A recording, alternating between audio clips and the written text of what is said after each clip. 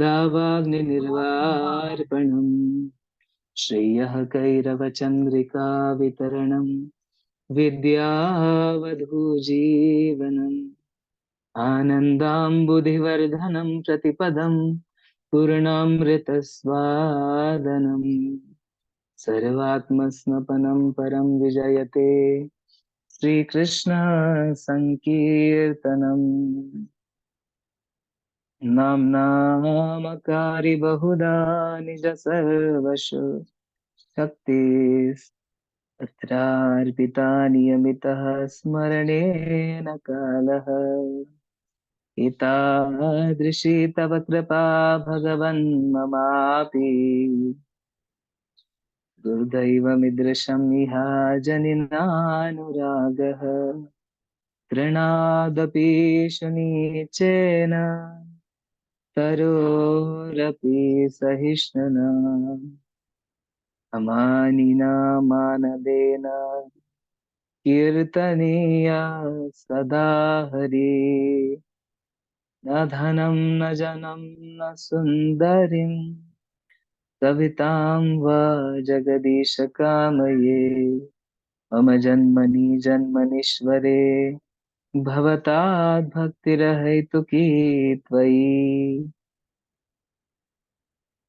अयि नन्दतनुज किङ्करं पतितं मां विषमे भवाम्बुधौ कृपया तव पादपङ्कजस्थितधूलिसदृशं विचिन्तय नयनं गलदश्रुधारया वदनं गद्गदरुद्धया गिरा पुलकैर्निचितं वपुः कदा तव नाम ग्रहणे भविष्यति युगायितं निमेषेण चक्षुषा प्रावृशायितं शून्यायितं जगत्सर्वं गोविन्दविरहेण मे आश्लिष्टवापादरतं ते नष्टुमामदर्शनान् मर्महतां करोतु वा यथा तथा वा विदधातु लम्पटो मत्प्राणनाथस्तु स एव नापरः हरे कृष्ण कृष्ण कृष्ण हरे हरे हरे राम राम राम हरे हरे प्रभुर शिक्षाष्टक श्लोक जे पढ़े सुने कृष्ण प्रेम भक्ति तार बढ़े दिने दिने श्री श्री चैतन्य शिक्षाष्टकम की जय। So we are reading from Srimad Bhagavad Gita, chapter first, text number 19 we have completed yesterday.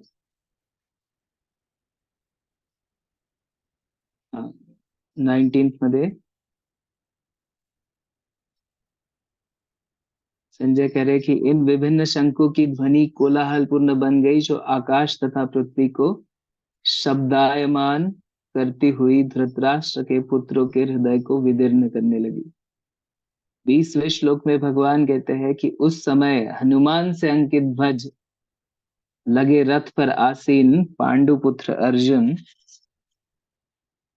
अपना धनुष उठाकर तीर चलाने के लिए उद्यत हुआ।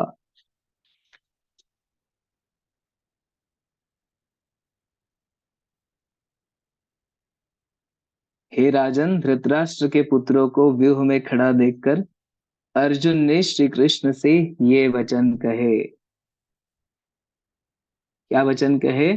सेनयोर उभयोर मध्ये रथम स्थापयमे अच्युत यावदेता निरीक्षेऽहं योद्धुकामान् अवस्थितान् कैर्मया सह योद्धव्यम् अस्मिन् रणसमुद्यमे। तो अर्जुन ने भगवान से कहा कि हे अच्युत, कृपा करके मेरा रथ दोनों सेनाओं के बीच में ले चले जिससे मैं यहाँ उपस्थित युद्ध की इच्छा रखने वालों को देख सकूं जो शस्त्रों की इस महान परीक्षा में भाग ले रहे हैं और जिनसे मुझे संघर्ष करना है।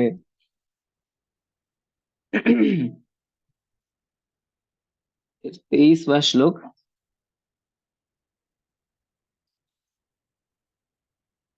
आज 23वें श्लोक से हम शुरू करेंगे।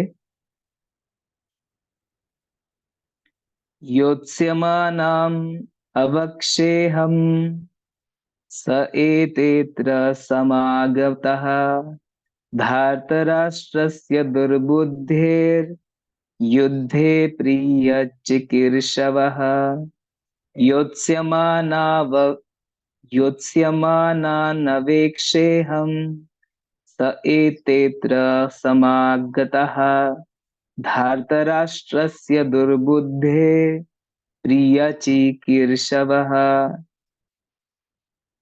तो यहाँ भगवान अर्जुन कह रहे हैं भगवान से कि मुझे उन लोगों को देखने दीजिए जो यहाँ पर धृतराष्ट्र के दुर्बुद्धि पुत्र दुर्योधन को प्रसन्न करने की इच्छा से लड़ने के लिए आए हुए हैं। तात्पर्य में श्रील प्रभुपाद जी बताते हैं, यह सर्वविदित था कि दुर्योधन अपने पिता धृतराष्ट्र की सांठगांठ से पाप पूर्ण योजनाएं बनाकर पांडवों के राज्य को हड़पना चाहता था। अतः जिन समस्त लोगों ने दुर्योधन का पक्ष ग्रहण किया था वे उसी के समान धर्मा रहे होंगे। अर्जुन युद्ध प्रारंभ होने के पूर्व यह तो जान ही लेना चाहता था कि कौन कौन से लोग आए हुए हैं, किंतु उनके समक्ष समझौता का प्रस्ताव रखने की उसकी कोई योजना नहीं थी। यह भी तथ्य था कि वह उनकी शक्ति का, जिसका उसे सामना करना था, अनुमान लगाने की दृष्टि से उन्हें देखना चाह रहा था। यद्यपि उसे अपनी विजय का विश्वास था क्योंकि कृष्ण उसकी बगल में विराजमान थे। ओम अज्ञानतिमिरन्धस्य ज्ञानाञ्जनशलाकया चक्षुरुन्मिलितं येन तस्मै श्रीगुरवे नमः। नमो विष्णुपादाय कृष्णप्रेष्ठाय भूतले श्रीमते भक्तिवेदांत स्वामिनिति नामिने। नमस्ते सारस्वते देवे गौरवाणी प्रचारिणे निर्विशेष शून्यवादी पाश्चात्य देशतारिणे। जय श्री कृष्ण चैतन्य प्रभु नित्यानंद श्री अद्वैत गदाधर श्रीवासादि गौर भक्त वृंद। हरे कृष्ण कृष्ण कृष्ण हरे हरे, हरे राम राम राम हरे हरे। मूकं करोति वाचालं पंगुं लंघयते गिरिं यत्र पादमहं वन्दे श्रीगुरुं दीनतारिणम्। हरे कृष्ण। तो यहाँ पे 23वें श्लोक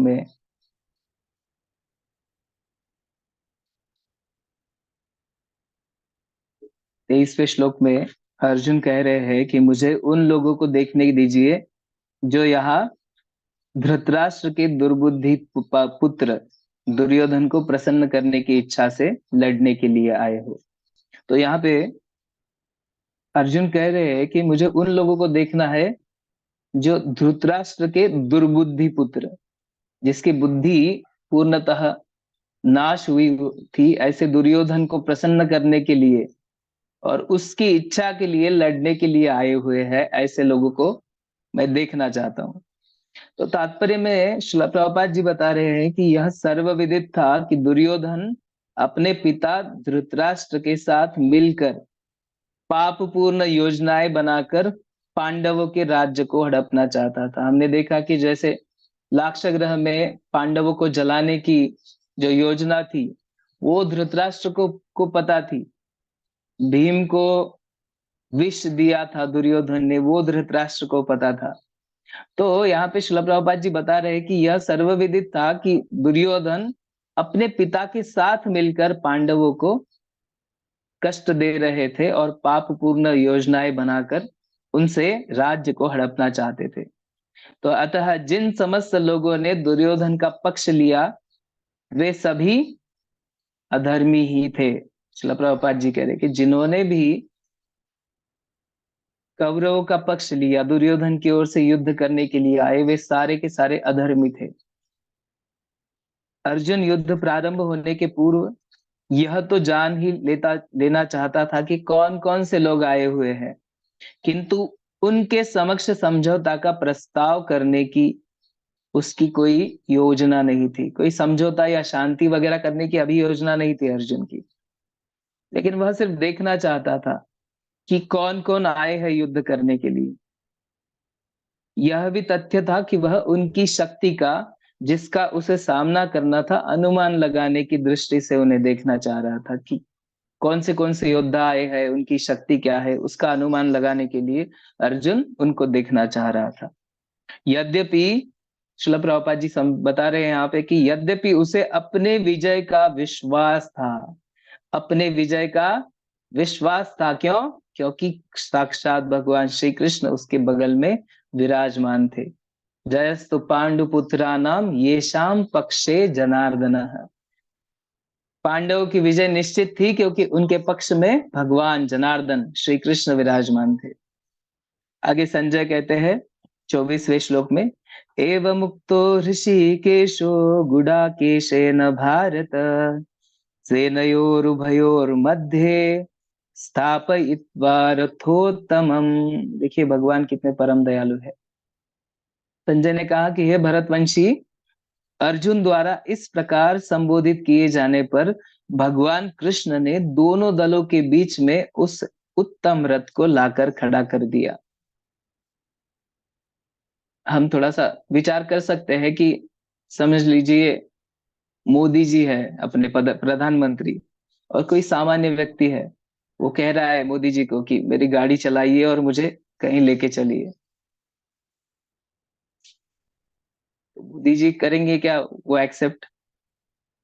भगवान इतने परम दयालु होते हैं कि अपने भक्त के लिए कोई भी रोल कर सकते हैं, भक्त की सेवा करने के लिए भी तत्पर होते हैं, वे है भगवान। तो जब अर्जुन ने कहा कि दोनों सैन्यों के बीच में रथ लेकर चलिए, तो भगवान ने, संजय बता रहे हैं कि भगवान ने अर्जुन द्वारा संबोधित किए जाने पर दोनों दलों के बीच में उस उत्तम रथ को लाकर खड़ा कर दिया। तात्पर्य में श्रील प्रभुपाद जी कह रहे हैं कि इस श्लोक में अर्जुन को गुडाकेश कहा गया है। गुडाकेशेन भारता, गुडाकेश, गुडा का मतलब नींद, और जो नींद को जीत लेता है वह गुडाकेश है। तो यहाँ पे अर्जुन को किस नाम से संबोधित किया है संजय ने? गुडाकेश। गुडा का मतलब नींद, और जो नींद को जीत ले, जो निद्रा को जीत ले, उसे कहते हैं गुडाकेश। तो नींद का अर्थ अज्ञान भी है। नींद का अर्थ एक है तो अपनी नींद, और दूसरा है अज्ञान। अतः अर्जुन ने कृष्ण की मित्रता के कारण नींद तथा अज्ञान दोनों पर विजय प्राप्त की थी। गुडाक मतलब नींद, नींद का अर्थ ही अज्ञान होता है, श्रील प्रभुपाद जी कह रहे हैं। तो अर्जुन ने भगवान श्री कृष्ण से संबंधित होने के कारण, भगवान श्री कृष्ण का मित्र और भक्त होने के कारण नींद और अज्ञानता, इन दोनों पर विजय प्राप्त की थी। कृष्ण के भक्त के रूप में वह कृष्ण को क्षण भर भी नहीं बुला पाया, क्योंकि भक्त का स्वभाव ही ऐसा होता है। यहाँ तक कि चलते अथवा सोते हुए भी कृष्ण के नाम, रूप, गुणों तथा लीलाओं के चिंतन से भक्त कभी मुक्त नहीं रह सकता।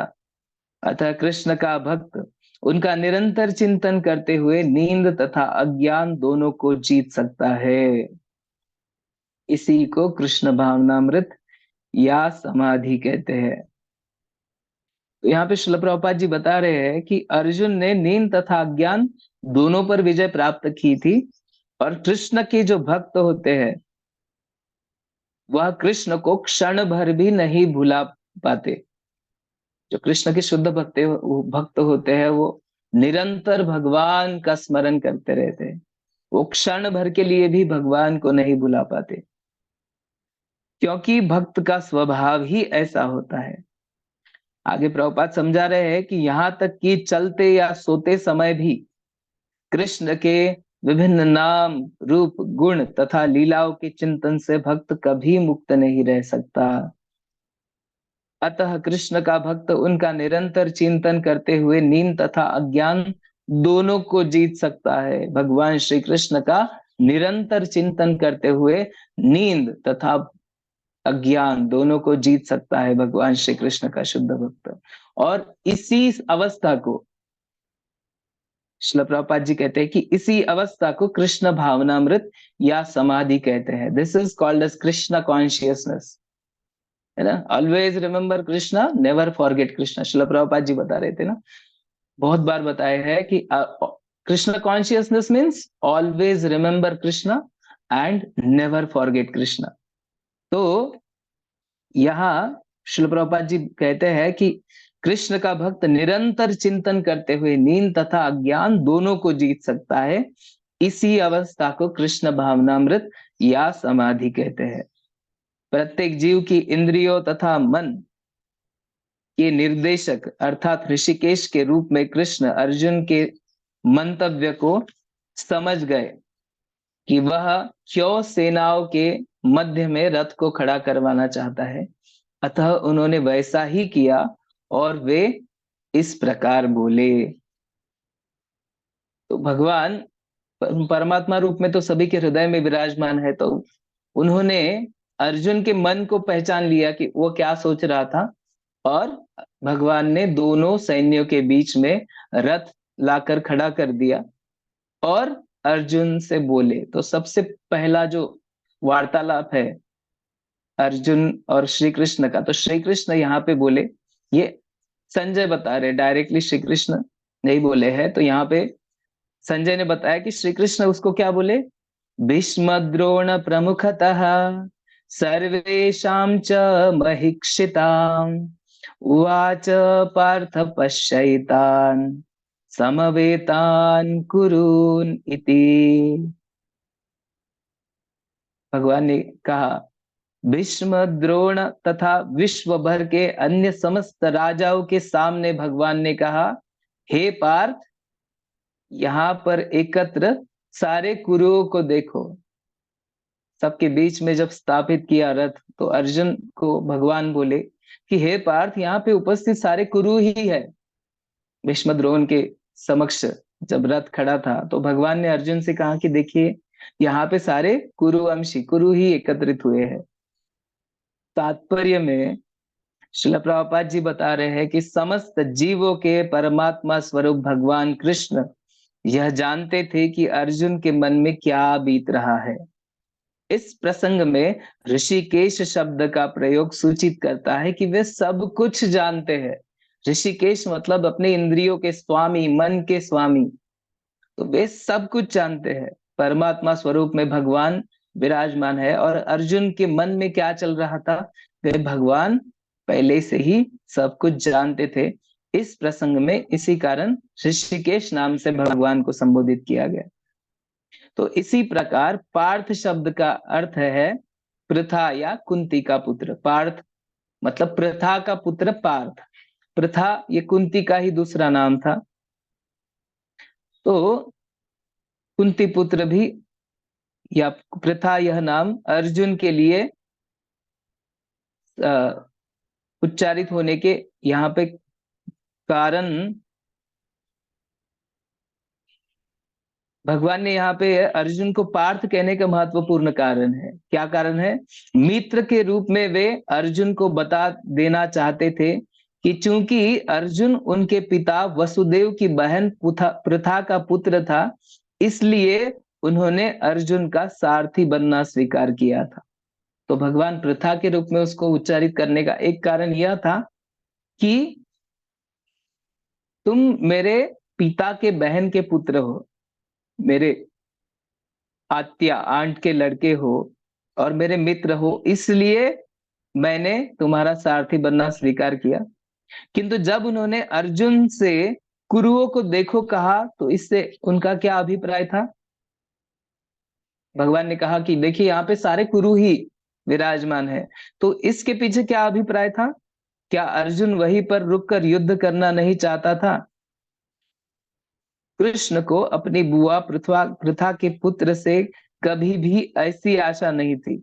इस प्रकार से कृष्ण ने अपने मित्र की मनस्थिति की पूर्व सूचना परिहासवश दी थी।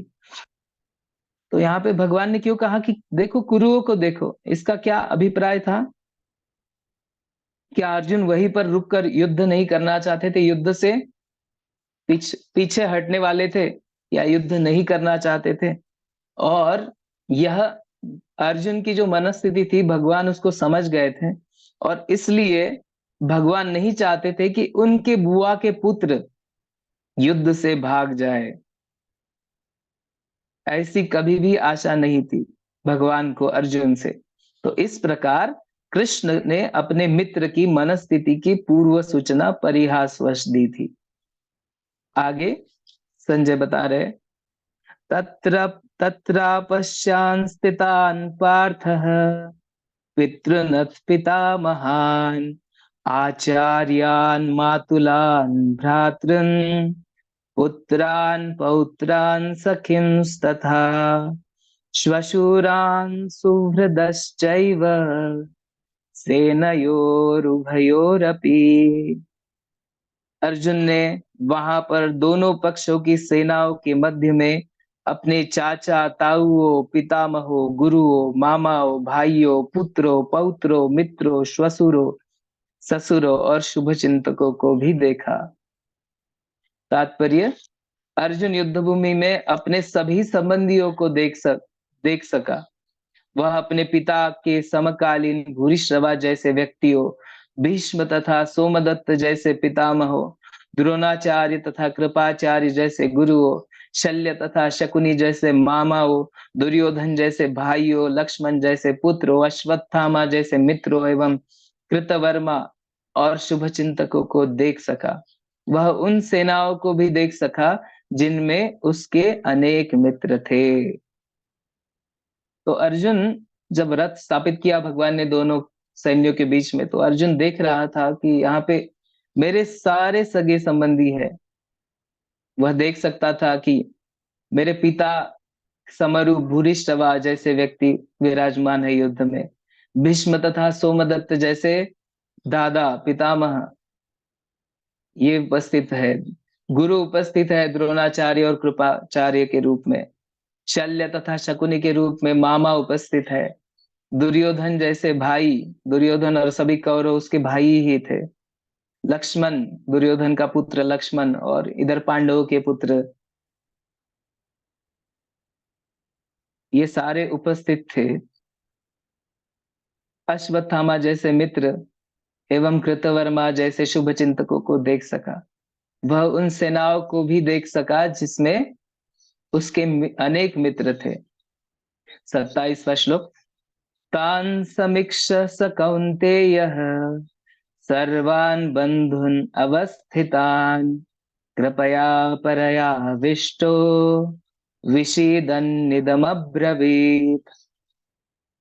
अनुवाद, जब कुंती पुत्र अर्जुन ने मित्रों तथा संबंधियों की इन विशिष्ट श्रेणियों को देखा तो वह करुणा से अभिभूत हो गया और इस प्रकार बोला। करुणा से दया से उसका मन हृदय भर गया जब उसने अपने मित्रों और संबंधियों को युद्ध स्थल में देखा और अर्जुन ने यह बात कही। 28वां श्लोक, अर्जुन उवाच दृष्ट्वेमं स्वजनं कृष्ण युयुत्सुं समुपस्थितं सीदन्ति मम गात्राणि मुखं च परिशुष्यति। अनुवाद तथा तात्पर्य श्रील प्रभुपाद द्वारा। अर्जुन ने कहा, हे कृष्ण, इस प्रकार युद्ध की इच्छा रखने वाले अपने मित्रों तथा संबंधियों को अपने समक्ष उपस्थित देखकर मेरे शरीर के अंग कांप रहे हैं और मेरा मुंह सूखा जा रहा है। तात्पर्य में श्रील प्रभुपाद जी कह रहे हैं, यथार्थ भक्ति से युक्त मनुष्य में वे सारे सद्गुण रहते हैं जो सत्पुरुषों या देवताओं में पाए जाते हैं, जबकि अभक्त अपनी शिक्षा तथा संस्कृति के द्वारा भौतिक योग्यताओं में चाहे कितना ही उन्नत क्यों न हो, इन ईश्वरीय गुणों से विहीन होता है। अतः स्वजनों मित्रों तथा संबंधियों को युद्ध भूमि में देखते ही अर्जुन उन सब के लिए करुणा से अभिभूत हो गया जिन्होंने परस्पर युद्ध करने का निश्चय किया था। जहां तक उसके अपने सैनिकों का संबंध था, वह उनके प्रति प्रारंभ से ही दयालु था, किंतु विपक्षी दल के सैनिकों की आसन्न मृत्यु को देखकर वह उन पर भी दया का अनुभव कर रहा था। और जब वह इस प्रकार सोच रहा था तो उसके अंगों में कंपन होने लगा और मुंह सूख गया। उन सब को युद्धाभिमुख देखकर उसे आश्चर्य भी हुआ। प्रायः सारा कुटुंब, अर्जुन के सगे संबंधी उससे युद्ध करने आए थे। यद्यपि इसका उल्लेख नहीं है, किंतु तो भी सहज अनुमान लगाया जा सकता है कि न केवल उसके अंग कांप रहे थे और मुंह सूख रहा था, अपितु वह दयावश रुदन भी कर रहा था। अर्जुन में ऐसे लक्षण किसी दुर्बलता के कारण नहीं, अपितु हृदय की कोमलता के कारण थे, जो भगवान की शुद्ध भक्त का लक्षण है। अतः कहा गया है, यस्यास्ति भक्तिर्भगवत्य अकिंचना सर्वैर्गुणैस्तत्र समासते सुरः, हराव भक्तस्य कुतो महद्गुणः, मनोरथे नासति धावतो बहिः। जो भगवान के प्रति अविचल भक्ति रखता है, उसमें देवताओं के सद्गुण पाए जाते हैं, किंतु जो भगवत भक्त नहीं है, उसके पास भौतिक योग्यताएं ही रहती है, जिसका कोई मूल्य नहीं होता। इसका कारण यह है कि वह मानसिक धरातल पर मंडराता रहता है और ज्वलंत माया के द्वारा अवश्य ही आकृष्ट होता है। तो 28वें श्लोक को हम देख रहे हैं। अर्जुन ने दोनों सेनाओं का निरीक्षण किया और वह, श्रील प्रभुपाद जी कह रहे हैं यहाँ पे अनुवाद में, कि अर्जुन ने भगवान श्री कृष्ण से यह बात कही। क्या कहा? हे कृष्ण, इस प्रकार युद्ध की इच्छा रखने वाले मित्रों तथा संबंधियों को अपने समक्ष उपस्थित देखकर मेरे शरीर के अंग कांप रहे हैं और मेरा मुंह सूखा जा रहा है। तो अर्जुन के अंदर करुणा भाव आ गया, दया भाव आ गया, और वह युद्ध का जो परिणाम है उसके बारे में सोचकर और समस्त उसके सगे संबंधियों को सामने देखकर वो उसका हृदय विदीर्ण हो गया। उसके शरीर के अंग कांप रहे थे और उसका मुंह सूखा जा रहा था।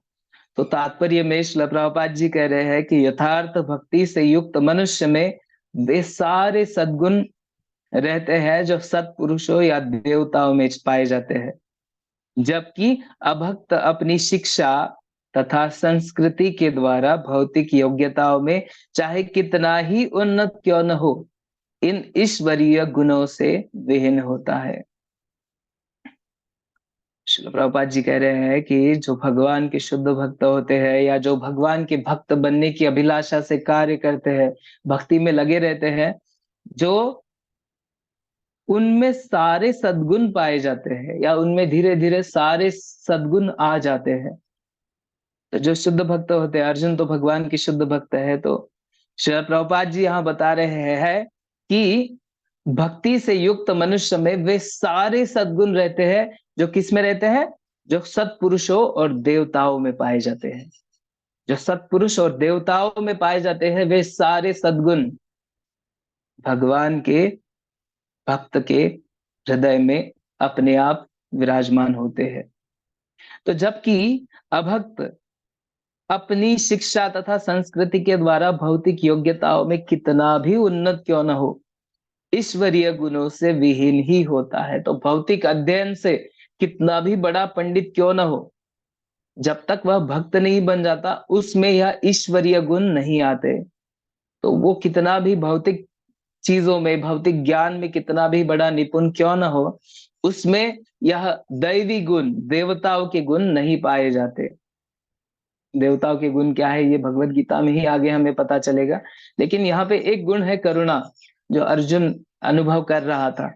तो ऐसे गुण भौतिक योग्यताओं में चाहे कितना भी उन्नत क्यों न हो, कितना भी धनवान क्यों न हो, कितना भी भौतिक बुद्धि से समग्र क्यों न हो, वह ऐसे गुण नहीं प्राप्त कर सकता। और हम उदाहरण भी देखते हैं कि बहुत सारे भौतिक दृष्टि से अगर देखा जाए तो बहुत पढ़े लिखे, बहुत पदवीधर लोग होते हैं जो उच्च पदों पर होते हैं, लेकिन वह भी गलत आचरण करते हैं, गलत काम करते हैं, किसी के प्रति उनमें कोई दया भाव नहीं होता है, वह अलग अलग गलत आदतों के पीछे लगे रहते हैं। लेकिन जो भगवान के भक्त होते हैं उनके मन में स्वाभाविक ही दया भाव जागृत होता है। भगवान के भक्त कैसे होते हैं? पर दुख दुखी, दूसरों का दुख देख के उनके हृदय को दुख होता है और वह उसकी सहायता करने के लिए तत्पर रहते हैं। लेकिन भौतिक जग में क्या होता है, हम प्राय देखते हैं भौतिक जग में लोग कैसे होते हैं? पर दुख सुखी, किसी दूसरे को दुख में देखते हुए सुख का अनुभव होता है। तो भगवान के भक्त उससे विपरीत होते हैं। तो आगे श्रील प्रभुपाद जी कह रहे हैं तात्पर्य में, अतः स्वजनों, मित्रों तथा संबंधियों को युद्ध भूमि में देखते ही अर्जुन उन सबों के लिए करुणा से अभिभूत हो गया। उनके मन में, अर्जुन के मन में करुणा जागृत हुई सगे संबंधियों को देखते हुए और युद्ध के परिणाम को देखते हुए। तो जहां तक अपने सैनिकों का संबंध था, पांडवों की सेना के जो सैनिक थे उनके विषय में तो वह प्रारंभ से ही दयालु थे, लेकिन विपक्षी दल के सैनिकों की आसन्न मृत्यु को देखकर वह उन पर भी दया का अनुभव कर रहा था। और जब वह इस प्रकार सोच रहा था तो उसके अंग में कंपन होने लगा और मुंह मुंह सूखा जा रहा था। उन सब को युद्धाभिमुख, युद्ध की कामना से देखकर उसे आश्चर्य भी हुआ। प्रायः सारा कुटुंब, उसका सारा कुटुंब ही युद्ध भूमि में विराजमान था और अर्जुन अपने सगे संबंधी, अर्जुन के उसके सगे संबंधी उससे युद्ध करने आए थे। और यह देखकर उसके मन में, उसके हृदय में करुणा जागृत हुई और वह युद्ध का जो निष्कर्ष है वो देख रहा था कि सारे के सारे मर जाएंगे। उनके बच्चों के, पत्नियों के बारे में सोचकर उसका हृदय एकदम विदीर्ण हो गया। और श्रील प्रभुपाद जी कह रहे हैं कि सिर्फ उसका अंग नहीं कांप रहा था और मुंह सूखा नहीं जा रहा था, तो हम यह भी अनुमान लगा सकते हैं कि ऐसी अवस्था में वह दयावश रोदन भी कर रहा था, वो रो भी रहा था। तो अर्जुन रो रहा था, उसका अंग कांप रहा था और मुंह सूखा जा रहा था और वो अक्षरशः रो रहा था। तो अर्जुन के ऐसे लक्षण किसी दुर्बलता के कारण नहीं थे। श्रील प्रभुपाद जी कह रहे कि ये किसी दुर्बलता के कारण नहीं थे कि वो युद्ध से डर गया हो इसलिए रो रहा हो, ऐसा नहीं है। यह यह कारण, यह लक्षण किसके थे? हृदय की कोमलता के कारण थे। भगवान के भक्त का हृदय हमेशा कोमल होता है और हृदय की कोमलता के कारण यह लक्षण अर्जुन में दिखाई पड़ रहे थे, जो भगवान के शुद्ध भक्त का ही लक्षण है।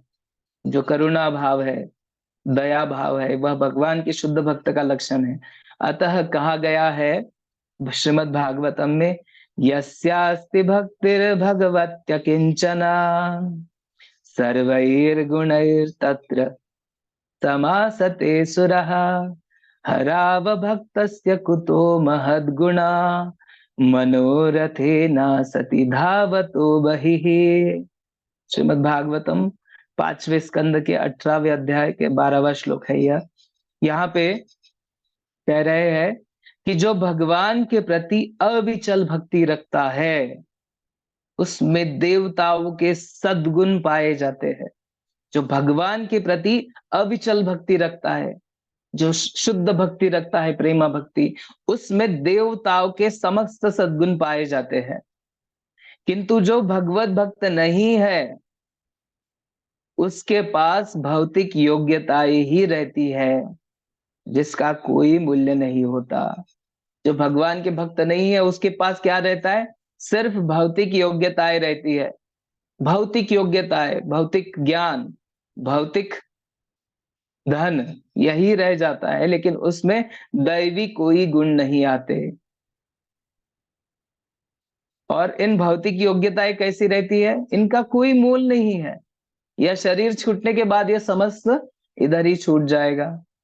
तो इसका कारण यह है कि वह मानसिक धरातल पर मंडराता रहता है और ज्वलंत माया के द्वारा अवश्य ही आकृष्ट रहता है। जो भगवत भक्त नहीं रहता वह समस्त भौतिक योग्यताएं होने के बाद भी दैवी गुण उसमें नहीं पाए जाते, क्योंकि वह हमेशा मानसिक धरातल पर रहता है। वह हमेशा सोचता है कि मैं नियंत्रक हूं, और इसी कारण ज्वलंत माया के द्वारा वह अवश्य ही आकृष्ट रहता है। ज्वलंत माया उसको हमेशा आकृष्ट करती रहती है, और इस कारणवश वह हमेशा हमेशा भौतिक स्तर पर ही रहता है, और भौतिक योग्यताएं ही उसके पास रहती है, जिसका वास्तविकता में कोई मूल्य नहीं होता। लेकिन जो भगवान के शुद्ध भक्त होते हैं, उनके पास देवताओं के सारे गुण पाए जाते हैं। श्रीमद् भगवद गीता की जय। जगत गुरु श्रील प्रभुपाद की जय। पिताय गौर प्रेमानंदे, हरि हरि बोल। किसी का कोई प्रश्न है तो पूछ सकते हैं।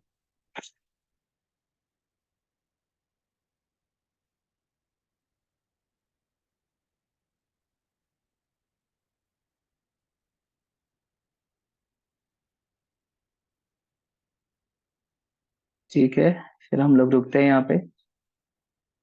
वाञ्छा कल्पतरुभ्यश्च कृपा सिन्धुभ्य एव च पतितानां पावनेभ्यो वैष्णवेभ्यो नमो नमः। अनंत कोटि वैष्णव वृंद की जय। वैष्णव ठाकुर की जय। जगत गुरु श्रील प्रभुपाद की जय। निताई गौर प्रेमानंदे, हरि हरि बोल।